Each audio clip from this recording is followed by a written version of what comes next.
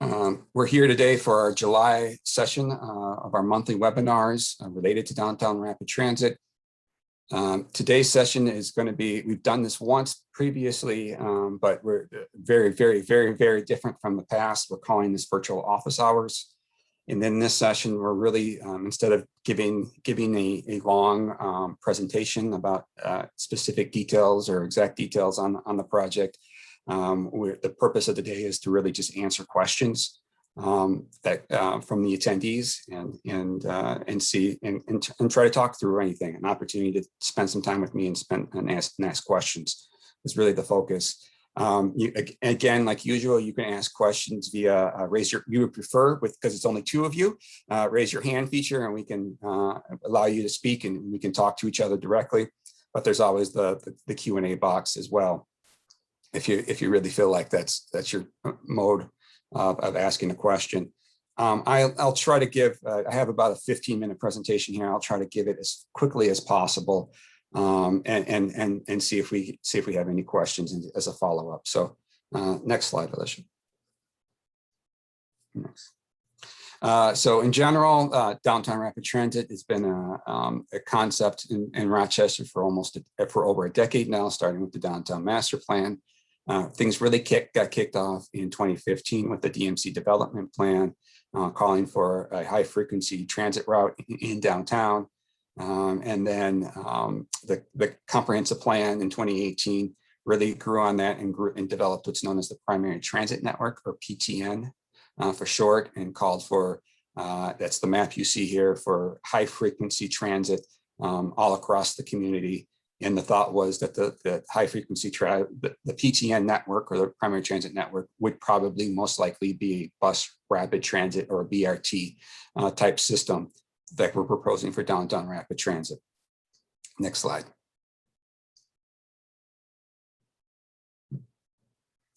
Again, big picture, the reason for the project is heavy growth in our community as a whole, but additional growth downtown, particularly with 30,000 new employees by 2040.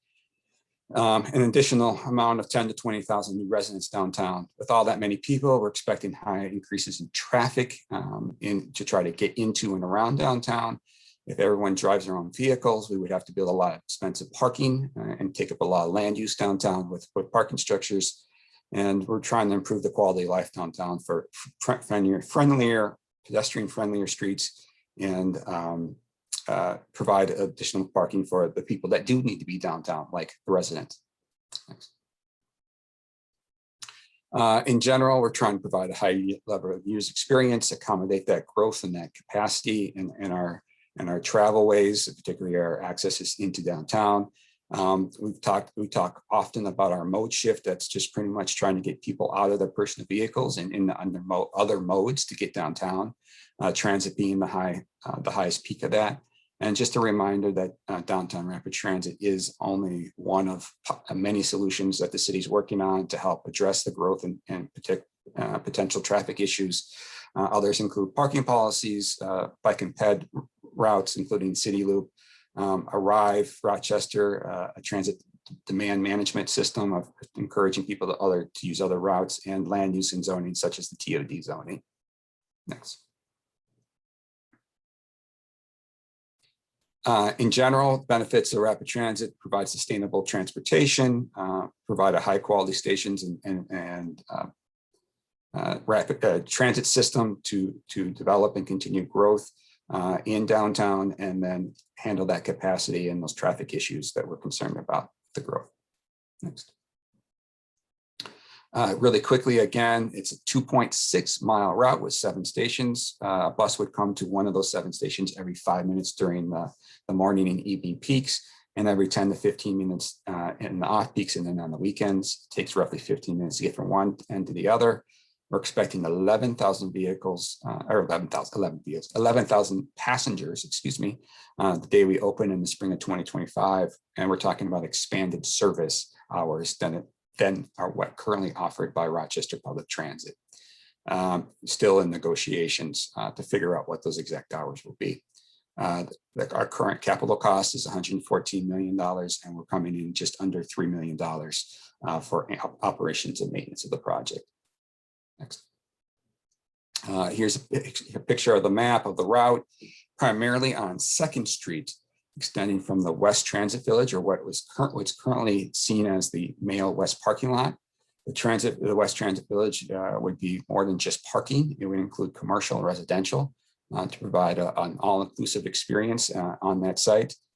Extending from that west, we then make stops at 19th and then a big stop at St. Mary's. That includes a new transit center at St. Mary's. We can talk about that too. That's a new building on the north side of the roadway across from the street from the hospital. And then also a new tunnel that would go underneath the roadway, connecting the building on the north side into St. Mary's on the south side. Continuing eastbound, stops at 6th and 2nd Avenue.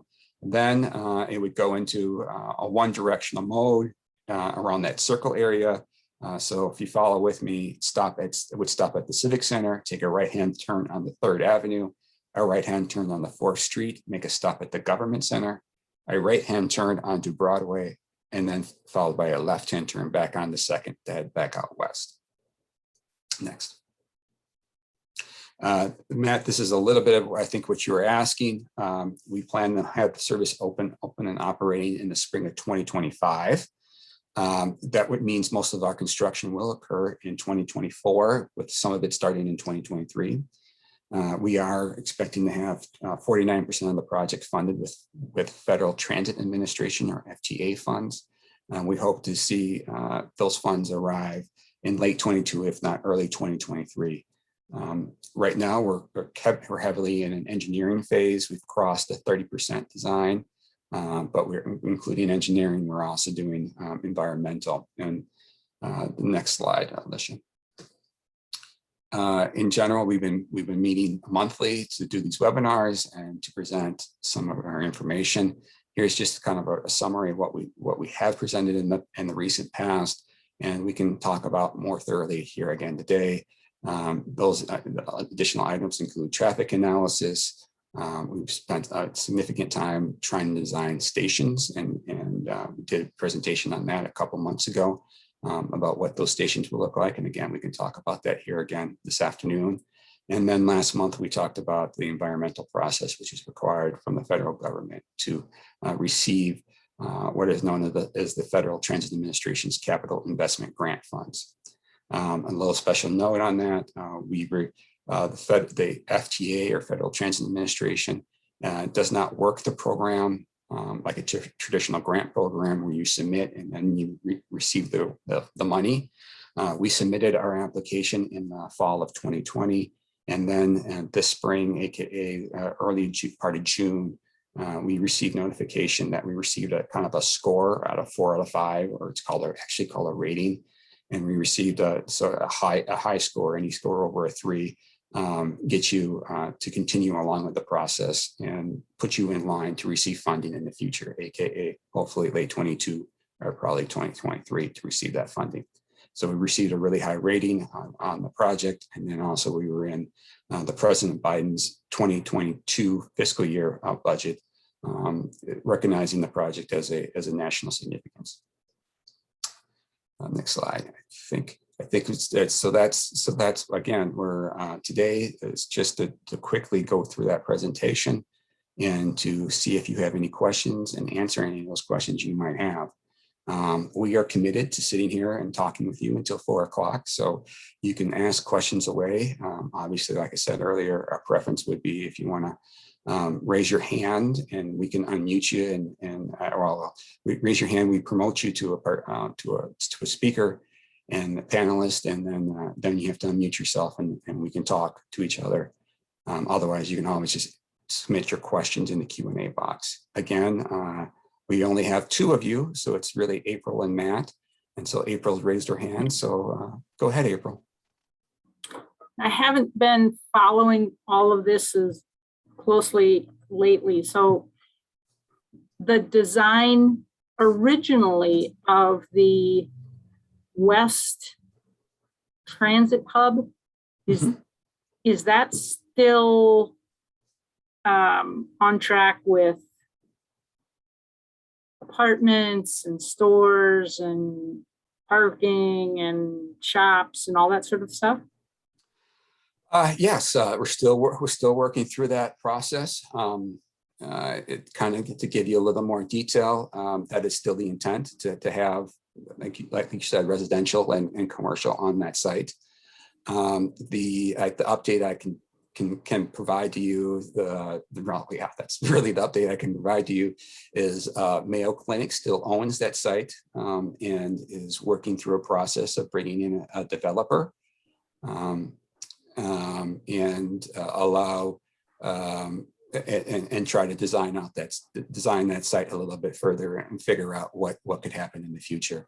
Other than general parking, residential and commercial on site, about the only other detail that I have at the moment as we continue to work with Mayo on developing that site is that they are proposing to do up to a 2,500, that's 2,500 stall parking garage on that site. And so I know they've started work on some of that in the background to get that going. But that's all really the only update I have in that. And the east side, or whatever it's going to be called, that was supposed to be kind of in that Seneca area? Is that Yes. going to move forward? What's the status? What's the status on that one? Yeah. Yeah. So in short, the description there is the city and the county couldn't find agreement what to do with the Seneca site and how to address transit and mix transit, commercial, residential, along with the Graham Park recreational kind of features on that site. And the city really saw the need to continue work on rapid transit in downtown. And so the city and county kind of agreed to put what was known as the East Transit Village, a lot of people like to call it the South Transit Village, on hold for now. And in the future, we'll look to expand rapid transit to the south, probably on Broadway, but it could be on 3rd as well. Our original plan was to go on Broadway down to that site and try to have another hub down that direction. Thank you.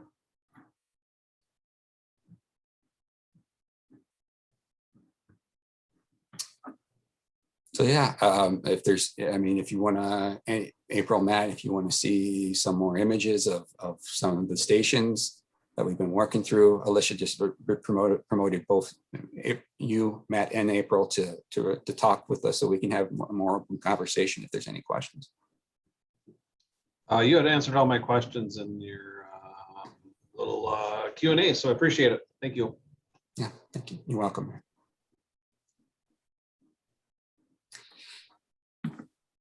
So I'll say it again, we're committed to being here. We did have a handful of more people register for this session. So Alicia and I are committed to being here until 4 o'clock. So April, if you got any more questions, ask away. Otherwise, we're just going to sit here and see if someone else joins to talk to us.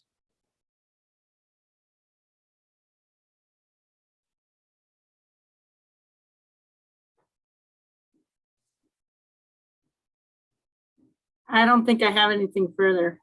Okay. And Thank you. let me apologize, April, for the problem with the links in the newsletter that went out late last night on the project and for registration. I don't know, some technical problem happened there. Something broke down in the background, and then thank you for notifying me that my phone was not working. I went ahead and tried to address that and to make sure that's back online too. So I'm not sure what happened there, but sometimes technology fails you when you got it. Yes, it does. Links, you think you got it all, you've tested it, and then you send it out, and then there you are. So feel your pain. Yeah, but thank you, April. Yeah. Let me apologize again. Sorry. No worries. No worries. Thanks again.